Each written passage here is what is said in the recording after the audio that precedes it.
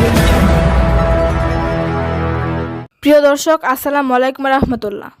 দর্শক, এই মুহূর্তে আমরা হাজির হয়েছি আপনাদের মাঝে বন্যা ভাঙ্গা বাজার, যেটিও যে দেখা যাচ্ছে এইখান থেকে আসলে এই যে খেয়াঘাট যেটাকে বলা হয়, আসলে আমরা অনেক সময় অনেক কিছু দেখতে পাই না। আজকে আমরা প্রজন্ম টিভির মাধ্যমে আপনাদের মাঝে এই জিনিসটি তুলে ধরবো। সেটা হলো যে এই বন্যা ভাঙ্গা বাজার থেকে আপনার এই পদ্মা নদীর একটি শাখা রয়েছে।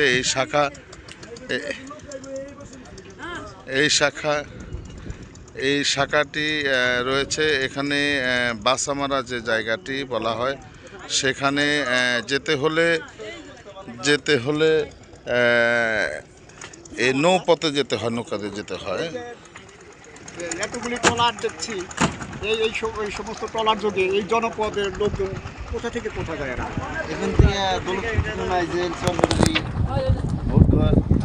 এদিকে যায়, বাচ্চামারা, বাগুটিয়া, রিজার্ভ যায়, জোয়ানপুর, সিরিয়ালে যায় না, রিজার্ভে যায়। বাগুটিয়া, বাচ্চামারা ট্রলার ছাড়া আর কোনো যাওয়ার কোনো উপায় নেই না? আছে, মোটরসাইকেল আছে।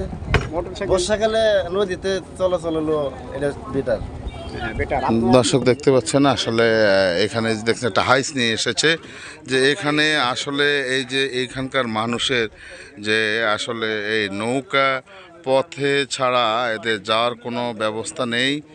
আজকের আমাদের এই প্রতিবেদনটি আপনাদের মাঝে তুলে ধরার চেষ্টা করছি। দর্শক, আপনারা দেখতে পাচ্ছেন বন্যা ভাঙ্গা বাজার থেকে, যেটাকে বলা হয় বন্যা ভাঙ্গা বাজার, মানিকগঞ্জ দৌলতপুরের, সেখান থেকে বাসামারা, বাকুটি, আরও অনেকগুলো জায়গায় হলো যেতে হয় এই নৌকা যোগ ছাড়া আর যাওয়ার কোনো বিকল্প রাস্তা নাই এবং যাওয়ার কোনো ব্যবস্থা নাই।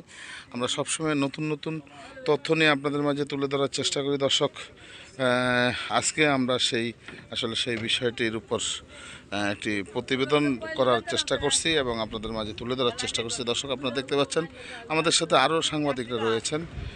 আজকের এই প্রতিবেদনটি আপনাদের মাঝে তুলে ধরার চেষ্টা করছি। দর্শক, পরবর্তী আরেকটি প্রতিবেদন নিয়ে আপনাদের মাঝে হাজির হব। আমি বি চৌধুরী, প্রজন্ম টিভি।